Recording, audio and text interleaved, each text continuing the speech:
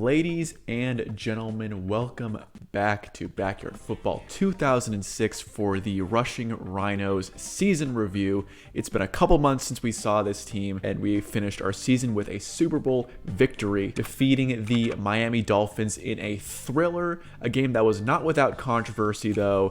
We had one call go our way that was definitely a little sus. So in this video, we're just going to quickly review the season. We finished the regular season 13-1, of course, undefeated throughout the playoffs to win the Cereal Bowl. We're just going to go over all the stats and storylines and talk about the players. So unfortunately, you can't go back and look at the regular season schedule game by game once you enter the playoffs, which is really annoying. So if you guys want to go back and look at the schedule and, you know, the specific scores for each game, y'all can go back through the old videos. I know that's a bit of a chore and inconvenient, but unfortunately that's just the way the game is. It's really kind of annoying. Once you're in the playoffs and you want to review everything, you can only look at the playoffs bracket. I don't know why that's the way it is, but that's the way it is. So as you can see, though, we finished the regular season 13-1, easily winning the division, although things were tough in the beginning of the year, man. That's why I wish you could go back and look through each regular season game by game, because the first few games of the season were very different than the final stretch of the season.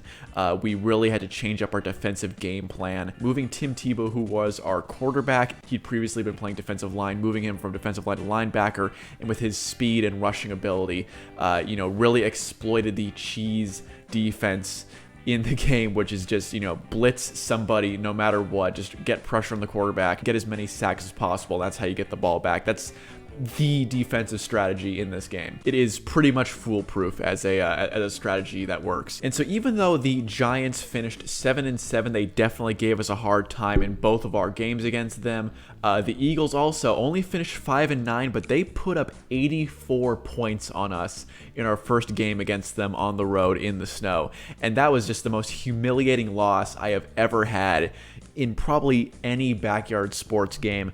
Not even just videos I've recorded, just games I've played in general ever since I was a kid. I don't think the CPU has ever humiliated me like that. They scored 12 touchdowns on us, put up a basketball score in a football game. Just absolutely crazy. And that was the game where I was like, okay, something's got to change on defense, because I've never had a team that was this bad on defense before. So let's actually take a look at these team stats and see how we stacked up with the rest of the league. So we had the #1 rushing offense by far, 4,313 rushing yards. The next closest were the Bengals with 3,049 total rushing yards. They had a star running back who carried most of the load for them, had most of these touchdowns. But for our team, it was the dual rushing threat of Hand Me the Ball, our starting halfback, and Tim Tebow, who of course is a scrambling dual threat quarterback. Then with passing, it was even more lopsided. We crushed the passing competition. 5,331 yards, of course, all Tim Tebow. Next closest were the Falcons with 3,027. And I will also note, by the way, these are probably a little bit skewed because just like with college football, the playoff stats are incorporated into the total stats at the end of the season. This is not like the NFL where playoff and regular season stats are separated, and just like how you can't view the regular season schedule, you cannot view the regular season stats separately from the playoff stats. So if you guys want to see just the specific regular season stats, y'all can just go and check the finale of the regular season episode, the last game of the regular season. I of course broke down all the stats at the end of the regular season. So that is one thing to keep in mind when looking at these totals. And so the funny thing is, the discrepancies with passing yards of me compared with the rest of the league really just shows how, even though this game is a very pass-heavy game, or I should say passing is a much more efficient mode of moving the ball than rushing, the CPU is just not good at quarterbacking in these simulations, because not only did we finish with way more passing yards, but no one was even close to us in terms of passing touchdowns. We had 61. The next closest team was the 49ers, and we played them twice, actually. We played them once in the regular season and then once in the playoffs, and their quarterback finished with 27 touchdowns.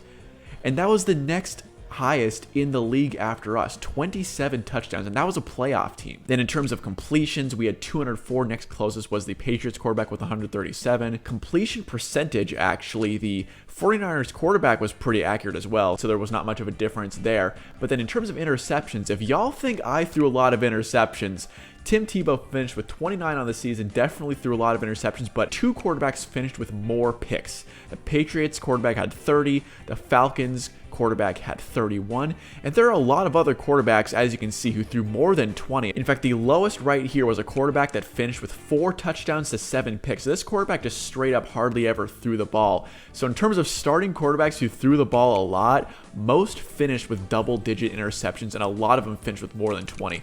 So that's why I say, the CPU simulations, for whatever reason, despite the fact that this is such a pass-heavy game, or I should say a game that is optimized for passing, the CPU quarterbacks just are not good at passing the ball. Then as far as defense is concerned, we finished with the most sacks by quite a wide margin. We also finished with the most tackles in the league. We were not the top team in terms of interceptions, though we did have a lot. We finished 5th with 28. And so now we will look at individual player stats. So the selling point of this series was that we would have Tim Tebow as our starting quarterback. As I explained in the first episode, the premiere episode, when I was just thinking of creating NFL players from the past who would be cool to have as like a cameo in this game. For some reason, I just thought Tim Tebow would just be great content, because I feel that even though he really was not that great in the NFL, he really never got a truly fair shot after that Cinderella season he had with the Denver Broncos back in, I think it was 2011.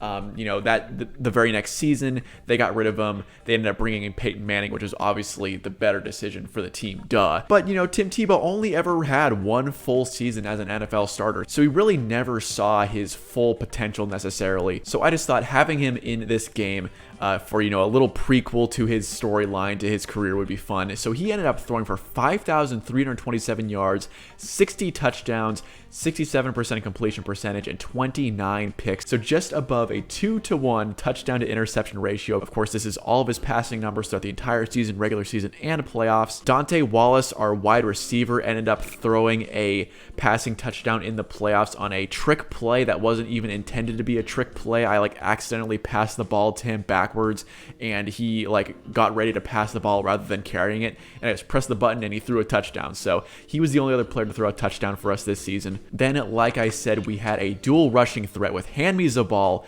our starting running back, finishing with 2,452 yards, 37 rushing touchdowns, and 15 yards per carry. Excellent season. Tim Tebow, though, from the quarterback position, 1,852 yards, 21 touchdowns of his own, and 11 yards a carry. Then we have rushing stats for Yao Rico and Payne Train, who were linemen, and the only reason why they have rushing stats is because those were fumble recoveries, and, if you pick up a fumble and then, either carry it backwards or forwards and you get tackled, those just count as rushing stats in this game. Then for receiving, our 2 starting receivers were very evenly matched throughout this entire season. I am, of course, talking about Junior Falk and Dante Wallace, both, of course, subscriber created players. That was the theme of this season. All the players you see besides Tim Tebow were subscriber creations, and neither Junior or Dante were really better than the other one. They were both extremely reliable receivers, really great to play with. No complaints whatsoever. Of course, in this game, the receivers always have a lot of drops. It's not really a problem with the way they were created or their attributes. That's just, a little bit of the cheese of the game. And so Junior Falk ended up with slightly more receptions, 82 to 79 over Dante, a few more yards, 2,091 to Dante's 2,056. Junior finished with 24 touchdowns over Dante's 22. Both finished with a 26 yards per catch average. Like I said, though, very, very evenly matched. It's not like one drastically overperformed over the other one.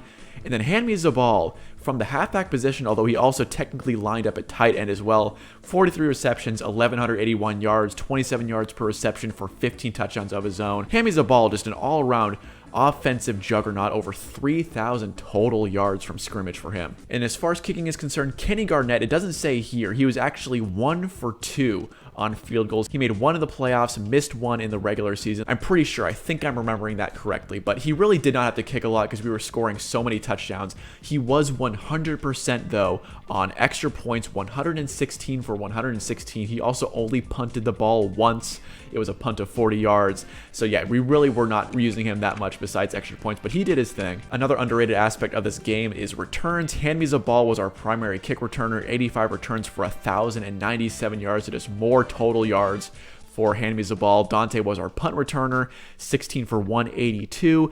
No kick or punt return touchdowns. Those are just very, very difficult to come by in this game, especially if you're not using power-ups. And then Rico also got a few returns as well. She had 4 returns for a total of 63 yards. Then on defense, Tim Tebow and Yao, man, were just absolutely out of their freaking minds, both finishing with over 100 tackles. Tim Tebow with 55 sacks, Yao with 39. And this just shows that Yao was a really great defensive player even after we moved her from linebacker to defensive line. We swapped Tebow and Yao a few seasons in because Tebow was just faster, better as a primary blitzer because he just got a little bit more of an edge in speed. But Yao Rico still did her thing, still finished with almost as many tackles and 39 sacks of her own. So Yao Rico definitely a force to be reckoned with on defense. Love to see her flying around on defense. Then with interceptions, Dante Wallace, the only player to finish with double-digit interceptions. He had 11. Junior Falk had 8. Everyone actually had an interception except for Kenny Garnett. Even Pain Train had a couple of interceptions, like kind of fluky picks early in the season. And then as far as forced fumbles, everyone gets credit for a forced fumble except for Kenny. Yao finished with 2. I think this is actually a bit of a glitchy stat because I feel like we forced way more fumbles than this. I don't think the game really counts forced fumbles properly. Now we're moving on to team awards. In these season wrap-up videos like I've done in Backyard Baseball before, I love to have the viewers vote for who they think should get certain team awards. And the categories in this series are Offensive MVP for the season, Defensive MVP, and then Cereal Bowl MVP. So for Offensive MVP, the nominees were, of course, quarterback Tim Tebow and halfback Hand Me the Ball. The winner of Offensive MVP for the Rushing Rhinos is Tim Tebow with 53% of the vote of 58 total votes. And just so y'all know, I didn't mention this earlier, I left these polls up in my community tab, so you could have gone to that and voted for them. All of these polls were up for at least 2 weeks. And so yeah, Tim Tebow barely edging out Hand Me the Ball, wins with a 6% lead. And I think that either one of these guys could have taken it home. Tim Tebow, of course, put up a ridiculous amount of touchdowns as quarterback and as a dual threat rusher, but he did have a lot of turnovers. Hand Me the Ball had a few fumbles. You could also say, though, that Hand Me the Ball wasn't in as many situations as Tim Tebow was to commit turnovers potentially because, of course, he's not throwing the ball. And this game is just super glitchy with interceptions as it is. But I really do think this one could have gone either way because Hand Me the Ball as both a rusher and a receiver was absolutely nuts. Like I said, over 3,000 yards from scrimmage as a halfback is crazy. But Tim Tebow put up over 80 total touchdowns, just an absolute monster. So I'm satisfied with this. It really could have gone either way. Then for Defensive MVP, the nominees were linebacker and defensive lineman Tim Tebow, and then defensive lineman and linebacker Yao Rico. And after a total of 55 votes, the winner is Tim Tebow with a very lopsided 80% of the vote. Now, I do think this one was decided correctly because we experienced that massive swing in defense once we moved Tebow to linebacker. It was just undeniable. It was like night and day. That is, of course, not to say that Yao was bad on defense. As you saw with the stats, she was very good, but Tim Tebow simply has an edge in speed that cannot be denied, and he was just far better as the primary blitzing linebacker. When Yao was playing that position, we just were not getting enough pressure, and teams were just absolutely destroying us in the passing game. So Yao absolutely held it down on defense. She really did her thing, but Tim Tebow, it's undeniable how much of an effect he had, how much of a positive effect he had once we moved him from defensive lineman to linebacker. Like I said, night and day change. You really cannot deny that, and that's MVP material. Then for Cereal Bowl MVP, the Cereal Bowl is the Super Bowl equivalent in this game. It's not called the Super Bowl, it's called the Cereal Bowl. The nominees were Hand Me the Ball, Tim Tebow, and Junior Falk.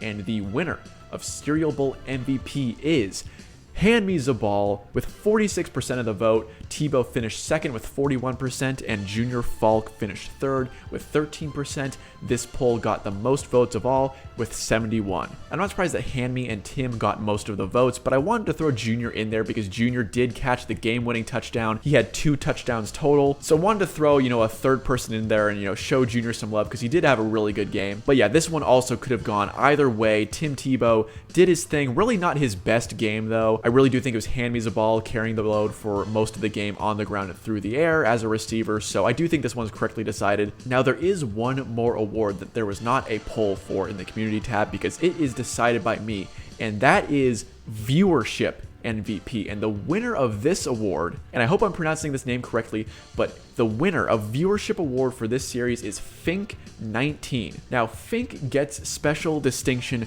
from yours truly because he created Kenny Garnett. Kenny Garnett was a full-time lineman on offense and defense, and he was our kicker. And the reason why Fink gets the viewer MVP award is because almost every single week, Fink was in the comments section giving us updates. We were constantly getting another perspective on Kenny's life off the field, how he was interacting with the teammates, and how he was growing as a player and as a person. Seriously, go back and read all the comments just because they are so much fun to read. But the funny thing is, with all of these comments that Fink left throughout the season regarding Kenny's life, we actually have more lore to Kenny Garnett than like any of the backyard kids, even like more than Pablo Sanchez, more than Kenny Kawaguchi, Dante Robinson, literally any backyard kid you can think of. We know more about Kenny's life and personality than any of them. And so that's what I really loved about this series, was the viewer interaction and allowing y'all to participate and have a bit of a say in how the season went. I have mentioned this in previous videos, like my my year in review video for the year 2022 that I posted a couple months ago, and I left some comments in the community tab about this. I was pretty upset for a while about how the viewership was declining throughout the entire season. Like, there was definitely a steep drop off after the first few episodes. Now, since then, a lot of the videos have actually gotten a second wind because another YouTuber named Ryan Creamer uploaded his backyard baseball videos, and those got an absurd amount of views, and so my backyard baseball videos got recommended beneath his videos, and the ensuing wave of new viewers also carried over to my backyard football series, which of course just finished up at the time, so those were like my most recent videos for new viewers to watch. So the funny thing is, like, if you look at the view totals now for the backyard football videos, like, they don't look bad at all. Like, a lot of them have well over 1,000 views now, but definitely as the series was getting uploaded, the viewership was declining quite a bit between each upload. And a big reason for that is simply because Backyard Football 2006 is not as popular as Backyard Baseball 2003. As a matter of fact, Backyard Football 06 is not even the most popular backyard football game. So I knew I was taking a risk with this series. I knew that the views probably would not be as good regardless, but I definitely was hoping that, you know, with the increased viewer experience and interaction, that more people will be tuning in. But on the other hand, as some people have pointed out before, if a viewer's player is not featured in the series, then they don't really have that much of a reason to tune in, at least not more so than any other series I do. So there is that as well. But I definitely had high hopes, and I was a little bit disappointed, but there were still some great moments both in the game and in the comments, and Fink19, you are a big reason for that. I love to see that type of interaction. I keep on repeating myself at this point, but I love to see this type of stuff. That's really why I designed this series, because I see other sports YouTubers who are able to build lore around the fictional players in the games, and you know, it's like their fans, their subscribers have fan favorite players within the game, and I really wanted to create that with Backyard Football 06. In Backyard Baseball, we kind of had that with Thor Herring already. He's got a cult following because that kid is just a superstar. Future Hall of Fame MLB pitcher Thor Herring. So we already have a fan favorite over my Backyard Baseball series, but I wanted to do the same for Backyard Football. I think even though the viewership community for the Backyard Football series was smaller, I do still think we had a lot of fun. And like I said in a previous video or two, this was the most fun I have ever had creating a video series in terms of, you know, editing style, thumbnail design, editing tricks. I feel like my editing and all that stuff just keeps on getting better. This is also the first series I've ever had where I had like a regular schedule. If you've been a subscriber here for a really long time, since the beginning of this channel, and especially if you subscribe to my main channel, you know I am horrible with upload schedules. Like, I sometimes go, you know, months between uploads. And it was that way on this channel as well until Backyard Football, so I finally got on a good schedule. I hope that would help with the algorithm. My opinion on that has now changed. I think the whole thing of, oh, you need to have a specific upload schedule and you need to upload at a specific time because the algorithm, blah, blah, blah. I think that's actually BS. I think simply having good content matters way more, and you can upload it literally at any time of the day, and as long as it's good content and your fans want to see it, they will watch. So the whole thing of, oh, you need to upload at the same time every single day and the same time every single week, I think that's actually nonsense. But regardless, I could go on a whole rant about that. That's neither here nor there. I already rant too much on this channel and my main channel as it is. So yeah, even though the initial viewership was not as big as it was for my Backyard Baseball series, I did still have a ton of fun creating this series, designing it, editing it, uploading it, loved reading the comments, and just playing the game is really fun. Backyard Football 2006, despite its glitches, as I keep on saying, is actually a very fun game, and it is my favorite Backyard Football game. So I'm very glad I got to create this series, and I'm very glad a lot of y'all enjoyed it and got to participate. And so that's it for the Rushing Rhinos for now, man. Maybe I'll play another season. We'll have to see. But for now, we're going to get back into backyard baseball. That's my main focus once again. Still going to do a few one-off challenge type videos in backyard football every now and then. But as far as series content goes, I am going to put Backyard Football 2006 back on the shelf for a while. So I hope you guys enjoyed this season review. Make sure to like this video, subscribe to the channel for more backyard sports content. See you guys next time.